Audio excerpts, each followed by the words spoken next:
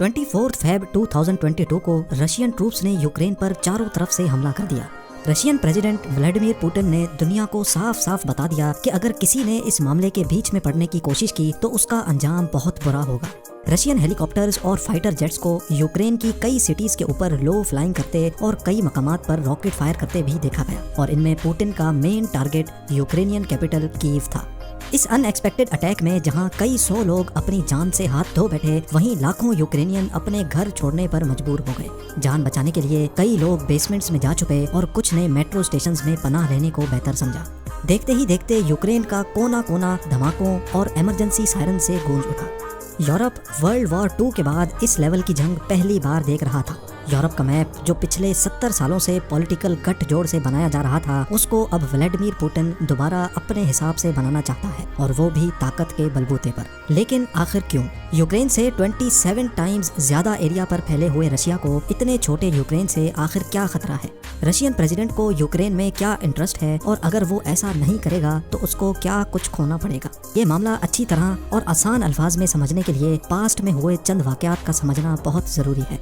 आज से करीब 100 साल पहले तक यूक्रेन रशिया का ही हिस्सा हुआ करता था, जब ये पूरा एरिया पिछली कई सदियों से रोमानोव डायनेस्टी के होल्ड में था। 1900s की शुरुआत में ही लोग अपने रशियन किंग से तंग आ गए और आखिरकार जब बर्दाश्त का लेवल क्रॉस हो गया तो 1917 में रशियन रेवोल्यूशन ने रोमानोव डायनेस्टी को उखाड़कर रशियन एम्पायर का तख्त उलट दिया। लोग इन राजा महाराजाओं के सिस्टम से तंग आ चुके थे और अब यहाँ एक नई हुकूमत बनाने का वक्त आ चुका था। इस नई हुकूमत को बनाने के चक्कर में रशियन रेवोल्यूशनिस्ट आपस में ही लड़ पड़े और पूरा रशिया सिविल वॉर में पड़ गया।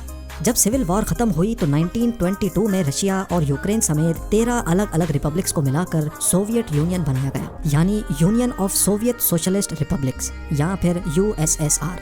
यूक्रेन, जिसको रशियन एम्पायर से आज़ादी मिले अभी 5 साल ही गुजरे थे, वो अब USSR का हिस्सा बन चुका था। उनके लिए ये ऐसा ही था जैसे किसी परिंदे को एक पिंजरे से निकालकर दूसरे में डाल दिया गया हो। खैर, वक्त गुजरता गया और USSR दिन ब दिन मजीद ताकतवर होता गया। वर्ल्ड वॉर 2 के बाद USSR का होल्ड इस एरिया में और ज्यादा मजबूत हो गया। यूरोप के एक हिस्से में सोवियत यूनियन जबकि दूसरा हिस्सा वेस्टर्न पावर्स के होल्ड में था। इन वेस्टर्न पावर्स में कनाडा और UK समेत अमेरिका भी शामिल था। वर्ल्ड वॉर 2 तो खत्म हो चुकी थी, लेकिन यूनाइटेड स्टेट्स और सोवियत यूनियन के दरमियान पॉलिटिकल दुश्मनी अंदर ही अंदर चलती रही और इस दुश्मनी का सबसे बड़ा रीजन इन दोनों पावर्स के दरमियान बहुत इंपॉर्टेंट डिफरेंस था। वो डिफरेंस ये था कि सोवियत यूनियन ने अपनी साइड पे कम्युनिस्ट गवर्नमेंट बना रखी थी, यानी कंट्री में जितना भी बिजनेस या ट्रेड होगा वो किसी एक शख्स के हाथ में नहीं दिया जाएगा, बल्कि हर शख्स को उसकी जरूरत के हिसाब से शेयर दिया जाता था। जबकि यूनाइटेड स्टेट्स का साथ देने वाली कंट्रीज में कैपिटलिस्ट सिस्टम चल रहा था, जिसमें कोई भी प्राइवेट इंडिविजुअल या कंपनी अपना बिजनेस करके जितना चाहे प्रॉफिट जनरेट कर सकती है। अब मसला ये था कि अमेरिका चाहता था कि पूरी दुनिया में हमारा सिस्टम लागू हो, जबकि सोवियत यूनियन चाहता था कि पूरी दुनिया में कम्युनिज्म का होल्ड हो। इसी इख्तलाफ की वजह से इन दोनों पावर्स के दरमियान कोल्ड वॉर स्टार्ट हो गई। इस जंग में वेपन्स और फोर्स का इस्तेमाल तो नहीं हुआ, लेकिन अंदर ही अंदर सोवियत यूनियन और अमेरिकन पावर्स एक दूसरे पे पॉलिटिकल हमले करते रहे। मामला इतना बढ़ गया कि दोनों पावर्स को अपने मिलिट्री अलायंस और ज्यादा मजबूत करने पड़े। 1949 में अमेरिका को सपोर्ट करने वाली कंट्रीज ने नॉर्थ अटलांटिक ट्रीटी ऑर्गेनाइजेशन यानी नेटो बनाई, जिसमें ये तय पाया कि नेटो में शामिल किसी भी कंट्री पे अगर हमला हुआ तो बाकी सारी नेटो कंट्रीज मिलकर उसका साथ देंगी। नेटो का बनना सोवियत यूनियन के लिए हर तरह से खतरनाक था, क्योंकि अगर सारी नेटो कंट्रीज एक दूसरे को डिफेंड कर सकती हैं तो वो सारी मिलकर सोवियत यूनियन पर हमला भी कर सकती हैं। जब सोवियत यूनियन ने नेटो की ये पावर देखी तो उन्होंने भी आपस में कुछ ऐसा ही पैक्ट साइन किया, जिसको वार्सो पैक्ट का नाम दिया गया। इन दोनों पावर्स ने आपस में एक दूसरे को बचाने के लिए ऑर्गेनाइजेशंस तो बना ली, लेकिन अंदर ही अंदर कोल्ड वॉर अभी भी चलती रही, क्योंकि आखिरकार दोनों की आइडियोलॉजी में इतना ज्यादा फर्क जो था।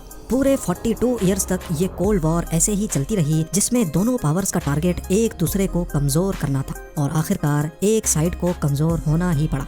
1991 में यूक्रेन जैसी रिपब्लिक्स ने खुद को सोवियत यूनियन से अलग करने का मुतालबा कर दिया, यानी USSR में शामिल अलग अलग रिपब्लिक्स अब आज़ाद मुल्क बनना चाहते थे।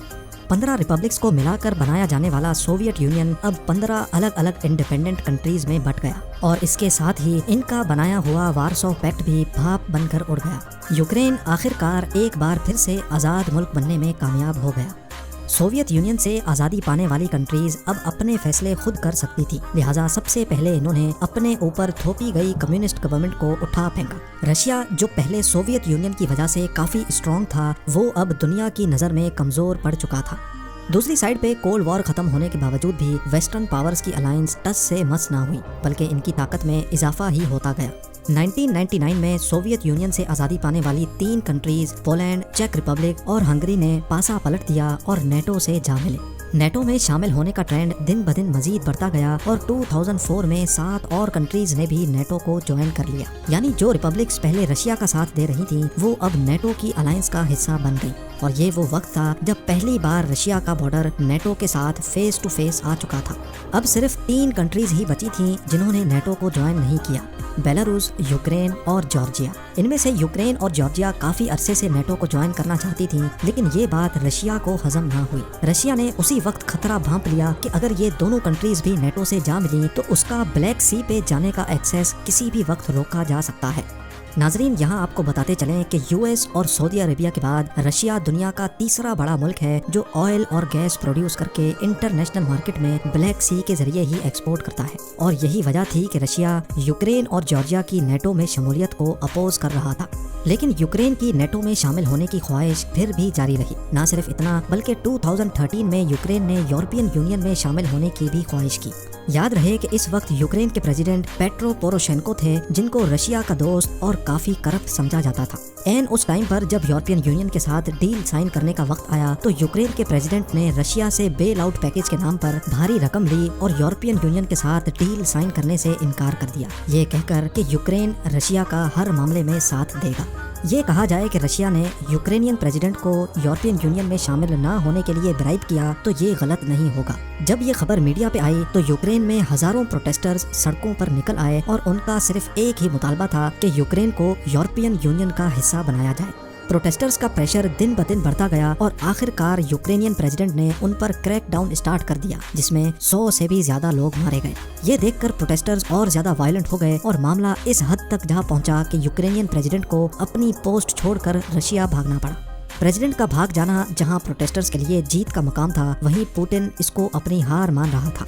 लिहाजा अब पुतिन ने ताकत का इस्तेमाल करना शुरू किया। सबसे पहले रशियन आर्मी ने ब्लैक सी में फैले हुए यूक्रेनियन कंट्रोल्ड पेनिनसुला पर कब्जा किया। उसके बाद रशिया के बॉर्डर से लगे यूक्रेन के 2 रीजन्स डोनेस्क और लुहांस्क पर सेपरेटिस्ट की मदद से कब्जा जमाया। रशिया ने सेपरेटिस्ट ग्रुप की खूब जमकर मदद की, जिन्होंने इन दोनों रीजन्स को यूक्रेन से अलग करने की डिमांड कर डाली। पूरे 8 सालों तक इन दोनों रीजन्स में बहुत खून रेजी हुई, जिसमें 14,000 से भी ज्यादा लोग अपनी जान से हाथ धो बैठे, जबकि 20 लाख यूक्रेनियन ये रीजन्स छोड़ने पर मजबूर हो गए। असल में डोनेस्क और लुहांस्क की यूक्रेन से आज़ादी हर तरह से पुतिन के हक में थी और यही वजह थी कि पुतिन इनको भरपूर सपोर्ट कर रहा था।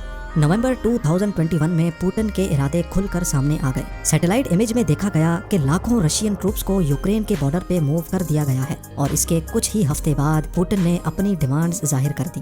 पुतिन की मेन डिमांड थी कि नेटो इस एरिया में एक्सपेंड ना करे और अपनी मिलिट्री को उसी हद तक वापस लेकर जाए जो 1997 में हुआ करती थी, यानी रशिया से बहुत दूर।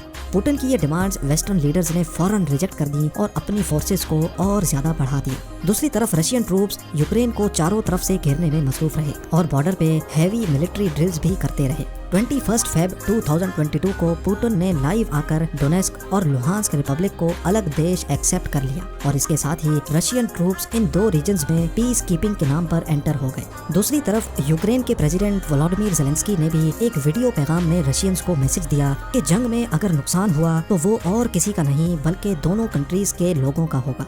वेस्टर्न लीडर्स का कहना है कि यूक्रेन एक इंडिपेंडेंट कंट्री है और हम किसी को भी नेटो में शामिल होने से रोक नहीं सकते। इस मामले के 2 दिनों के बाद 24 फेब 2022 को पुतिन ने स्पेशल मिलिट्री ऑपरेशन के नाम पर पूरे यूक्रेन पर खुलकर हमला कर दिया। European commission president, UK prime minister और यूएस प्रेसिडेंट जो बाइडेन ने रशिया के इस एक्शन को कंडेम किया और कहा कि पुतिन और रशिया को इसका हिसाब देना पड़ेगा। पूरी दुनिया में एंटी वॉर प्रोटेस्टर्स यूक्रेन के हक में नारेबाजी करते देखे गए, हत्ता कि खुद रशिया में भी हजारों प्रोटेस्टर्स यूक्रेन के हक में बाहर निकल आए। नेटो की रिस्पांस फोर्स हिस्ट्री में पहली बार हरकत में आ गई और अमेरिका ने अपने ट्रूप्स को ईस्टर्न यूरोप के बॉर्डर्स पे भेज दिया। पूरी दुनिया यूक्रेन को सपोर्ट तो कर रही है, लेकिन रशिया से डायरेक्ट नहीं हो रही, क्योंकि रशिया के पास दुनिया की सबसे बड़ी न्यूक्लियर वेपन्स की कलेक्शन मौजूद है और पुतिन पहले ही धमकी दे चुका है कि अगर किसी ने बीच में पड़ने की कोशिश की तो उसका अंजाम बहुत बुरा होगा। फिजिकल होने के बजाय अब अमेरिका समेत दूसरी कंट्रीज ने भी रशिया पर सैंक्शंस लगाना शुरू कर दी हैं, जिससे रशिया की इकोनॉमी को काफी ज्यादा नुकसान होगा और शायद ऐसा करने से पुतिन को लगाम दी जा सके। उम्मीद है आपको रशिया और यूक्रेन का ये मसला काफी हद तक समझ आ गया होगा।